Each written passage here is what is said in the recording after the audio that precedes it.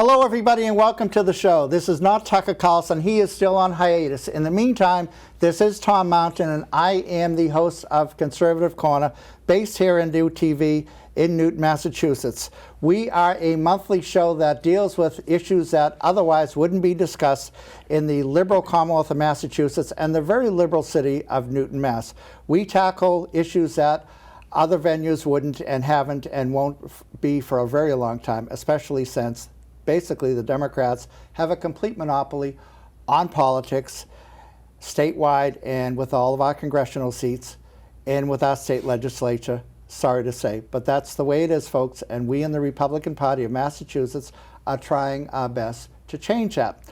I am very happy tonight, very thrilled to have a very important Republican official from our state, from our Commonwealth, and that is National Committee Woman, Republican National Committee Woman Janet Fogarty, who is my dear friend, stemming back, I believe, from the National Convention in Cleveland where we met. Right. And that was a wonderful convention. That was a very good convention because what happened that year, we won. So Janet, thank you so much for coming on our show.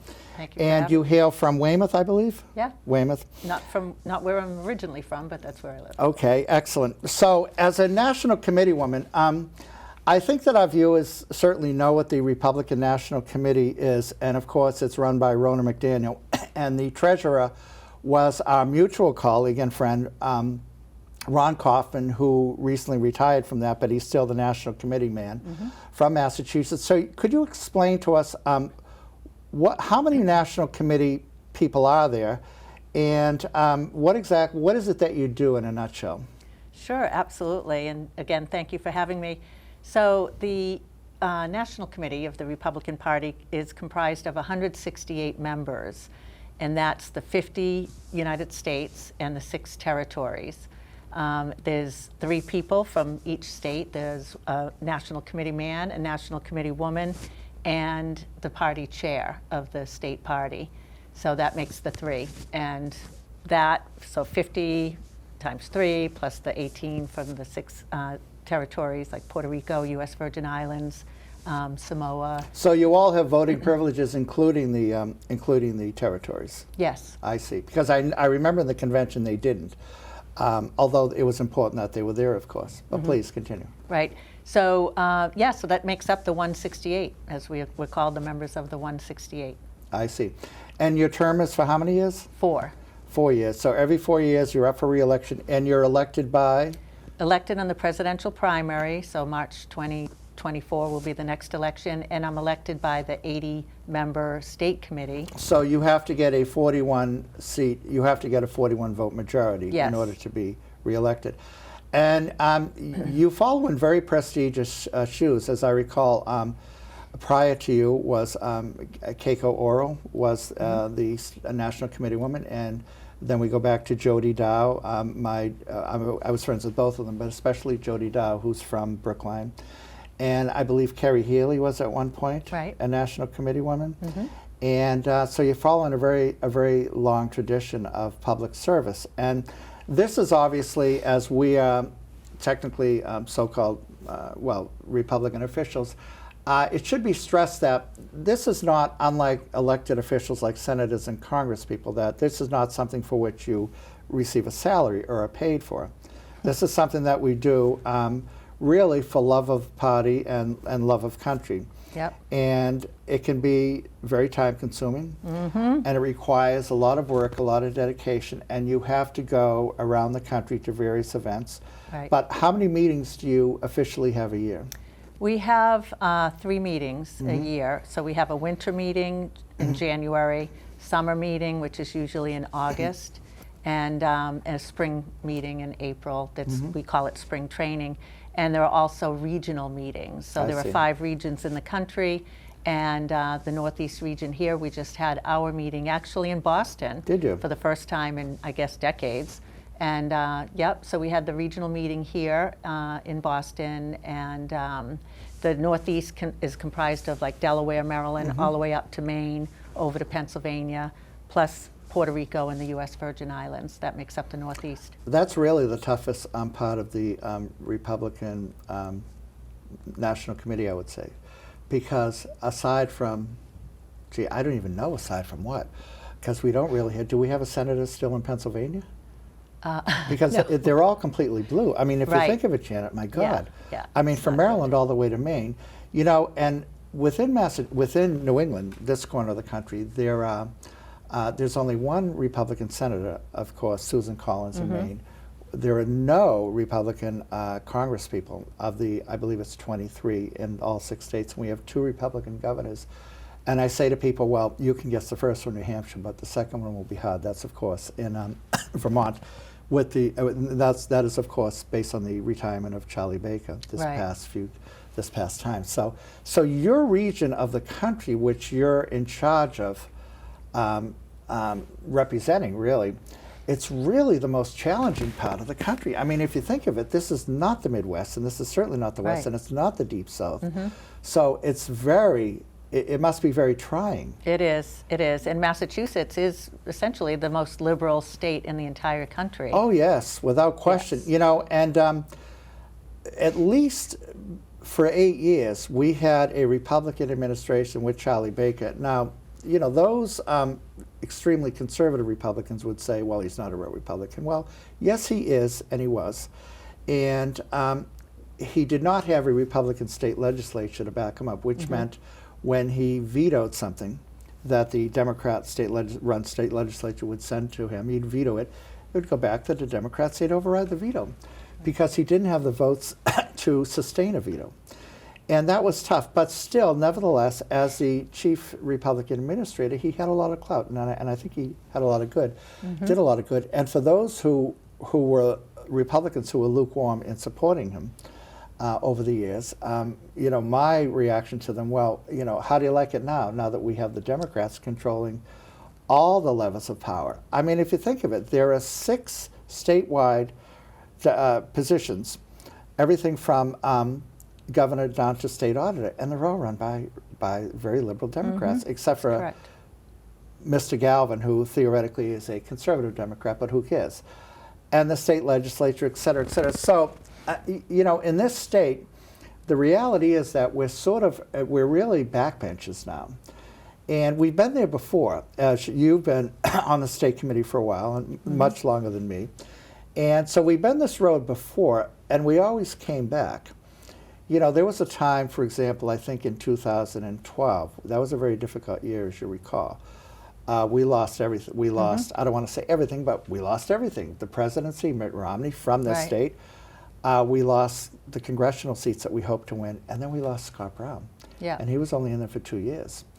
And that was a low point, and then lo and behold, 2 years later, we came back with the very close election of Charlie Baker. I was there till 2 in the morning. I'm guessing you were there Yep. and then he won, and then we got Donald Trump winning. So we had a very good ride for a while, and now we're back to the way we were before. Yeah. And what I tell people is do not despair. We've been down before, and we always come back. We do. And on a national level, and I want to get your perspective on this because I'm cautiously optimistic for next year.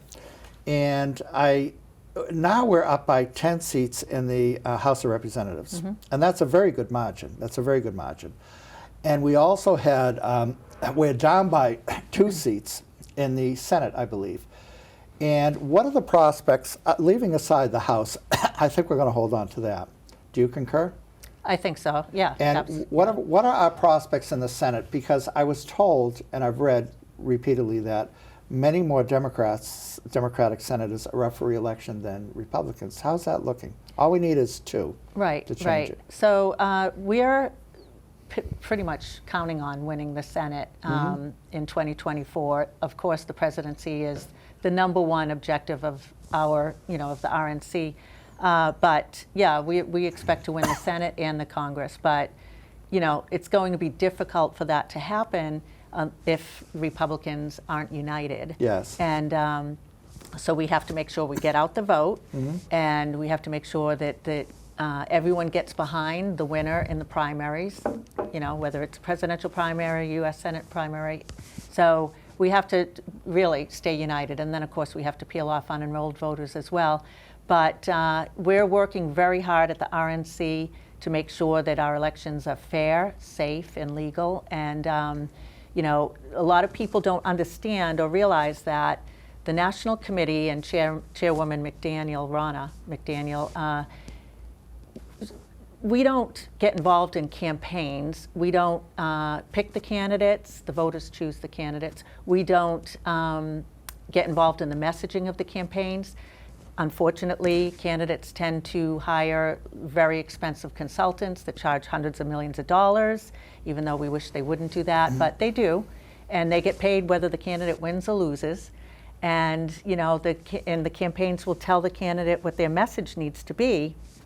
And oftentimes that's not in sync with what we're seeing that the voters are looking for. But for example, in the very tight race in Pennsylvania with Mr. Fiedemann and Dr. Oz, so what role did the RNC have in that? Once Dr. Oz made it through the primaries and he was the candidate for Senate in Pennsylvania, what then did or would the RNC do? So what the RNC does is we provide the boots on the ground, essentially. Okay. We get out the vote.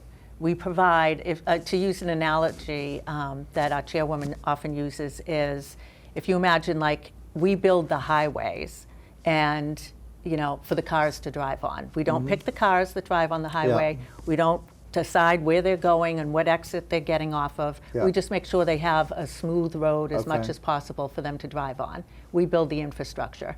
Another analogy is like a sports stadium. You know, we build the stadiums to put the fans into. We don't pick the teams that play in the stadium. Right. We don't decide the players, the coaches, or call the plays, nothing like that. We just make sure it's a solid stadium with all the infrastructure for the teams to play in.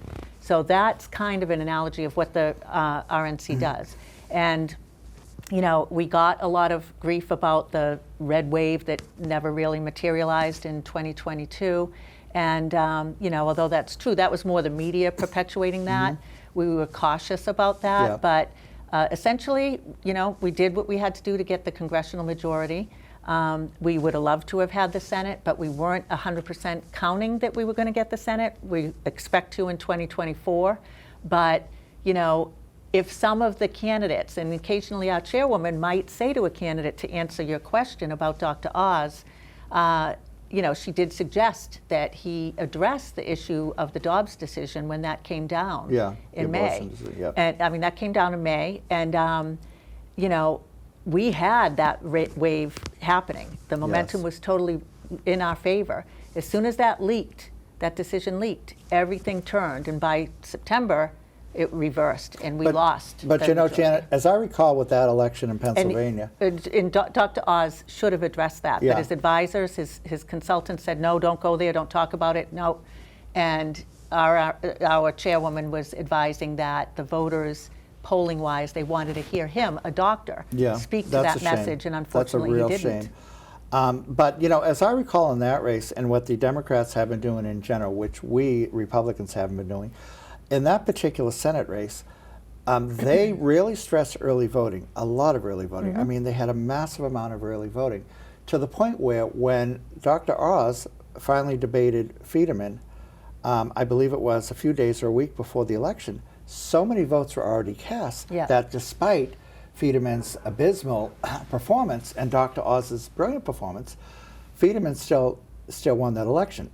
And one of the things that I'm noticing is that the Democrats are very good at two things. Well, they're very good at nasty politics, but they're particularly good at getting out the vote in two ways. So number one is early voting. They stress that a lot. Mail-in voting also. So there's three things.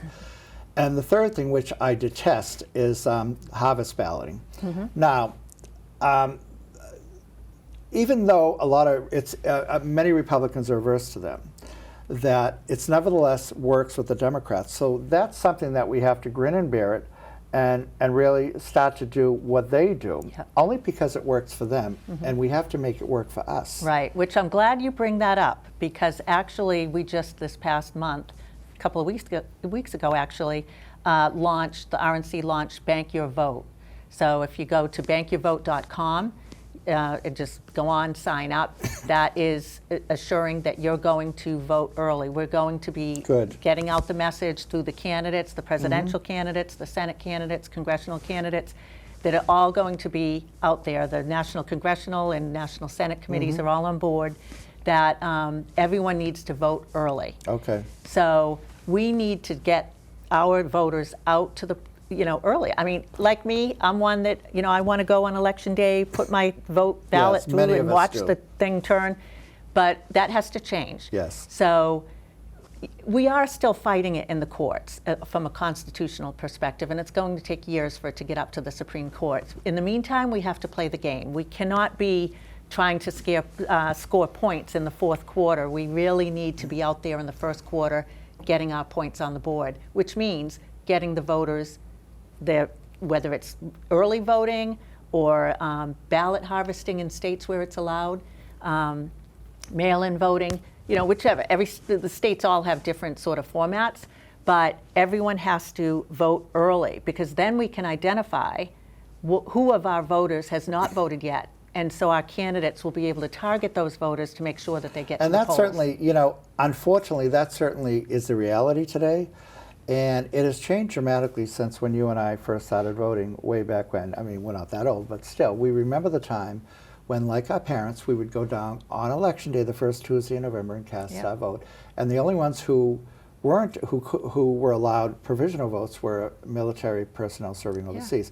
That has changed dramatically, and I think there's a stubbornness, as you alluded to, among Republicans. Well, we have to do it on the day of voting. Well, that doesn't work anymore, because we lost, and we've been losing. Now, until the last election cycle of the congressional, when we took over, we won Congress again, up until that point, the Democrats, controlled all three branches of government, unfortunately. The House, the Senate, and the executive. Now, we at least control the House, which is important.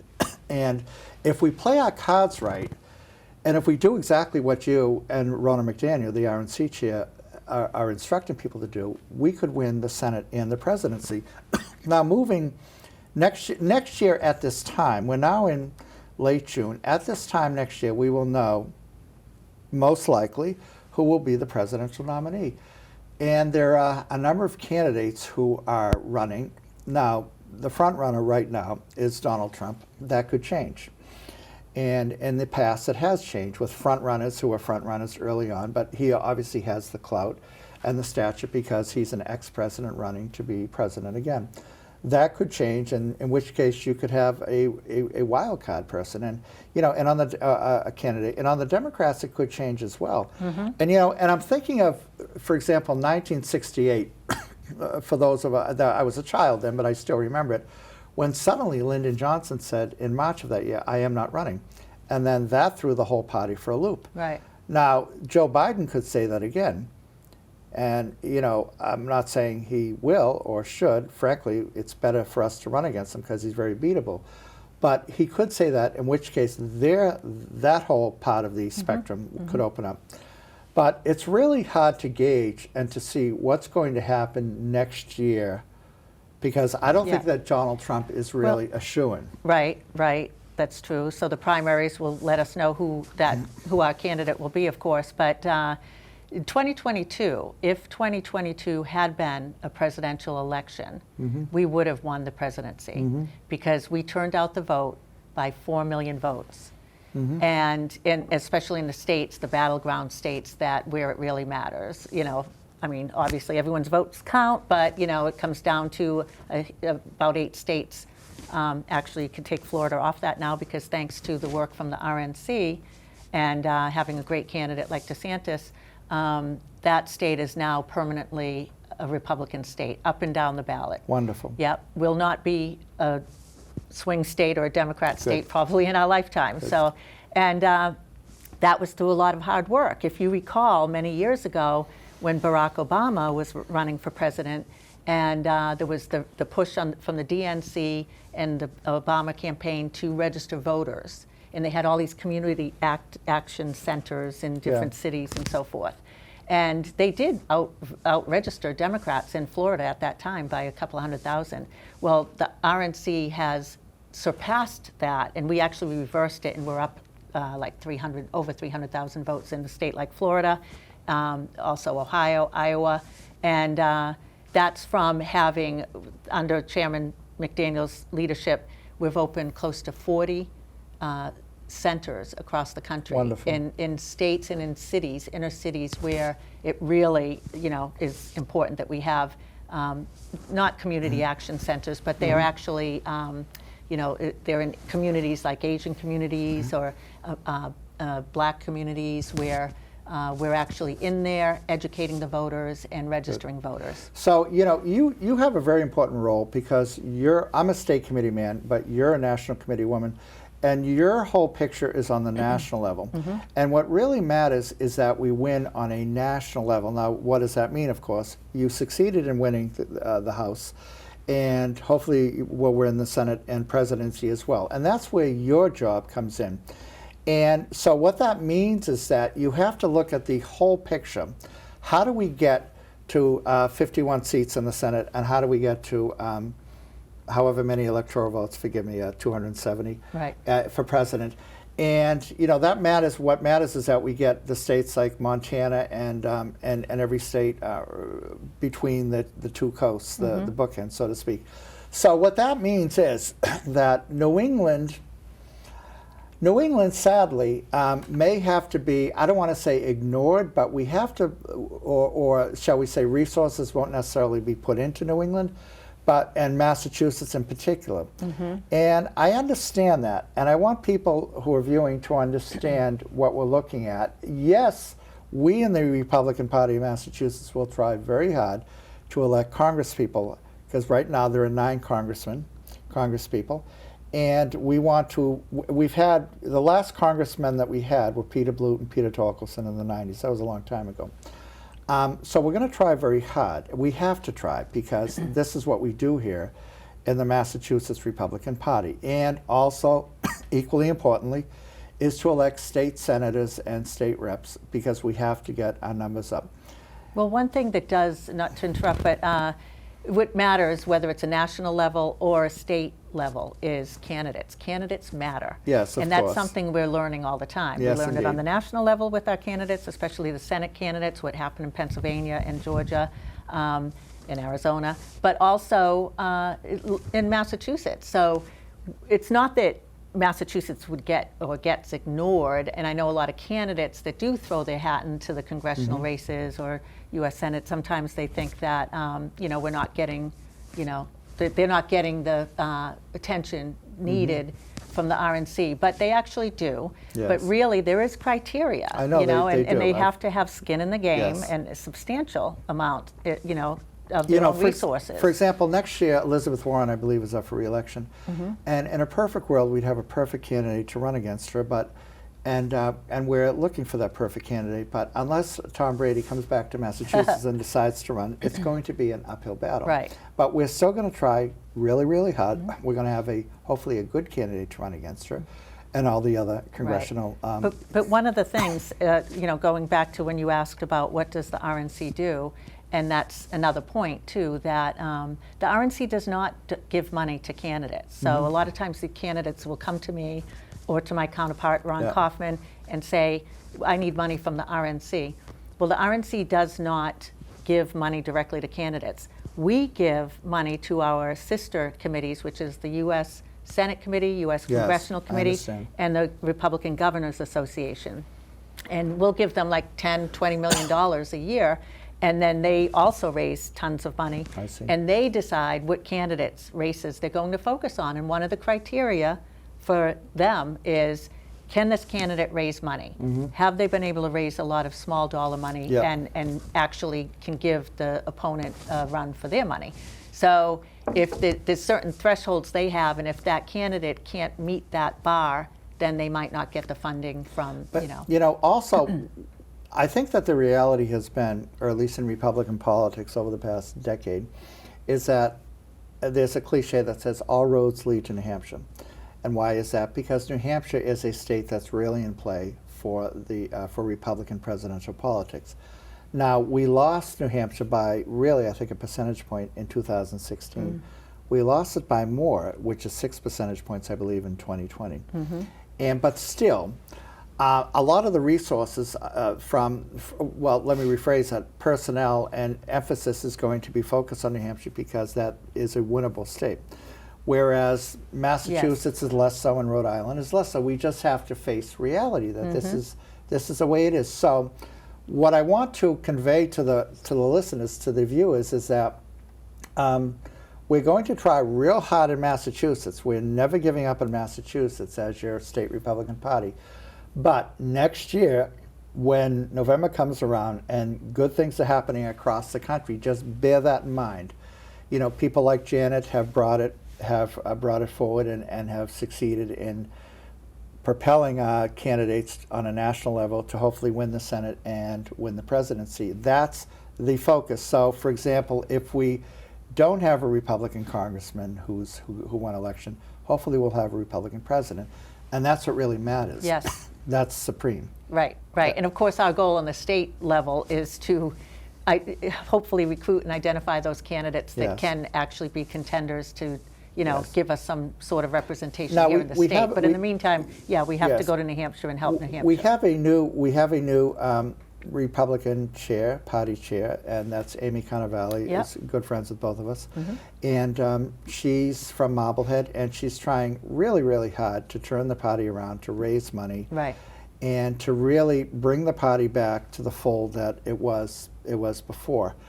And you know, and what the reality is in Massachusetts, I think that we're very different from other states like Arkansas and even Texas, in that we can elect a Scott Brown and a moderate Republican, Charlie Baker, but it's kind of hard to elect a Ted Cruz here. So we have to be realistic as to who we can elect. Yes, a conservative Republican can win a primary, but what good is that when he gets into the final for governor and only gets a third of the vote? So we have to be realistic about, yes, you can win the primary and your heart is very conservative, but you got to look at the finale, which is in November. And that's what I want people to realize. We have about a minute left, and time flies when you're having Republican fun, as they say. And we always enjoy this show, and people are surprised that it is. So what would you like to add on your closing note? Well, I think that you're spot on with that. And we have to just keep fighting the fight, and we have to be strategic. This is a message that I am trying to tell people across the state here, that you know, Massachusetts is not Oklahoma or any of the other states that you mentioned, and it's a whole different issue on the national level. So, but in Massachusetts, we know our fight. So, but we have to we have to identify the candidate that is most likely electable. And so, would you say that next year the presidential race is ours to lose? It's ours to win, but we should really win this, especially if Biden is the candidate. Yeah, well, I'd never want to say that because I'm always leery of what sort of what they're going to pull out of their hat, the Democrats. Yes, indeed. You know, I know what we have to do, and we have to continue registering more Republican voters. We have to think less about what they're going to do and more what we're going to do. We need to go to bankyourvote.com. And go to protectyourvote.com too and read up about what we've done for elections. Thank you so much, Janet Fogarty, National Committee woman from Massachusetts. We appreciate your service and thank you. We'd like to have you back. Thank you, Tom. Thanks so much for having me.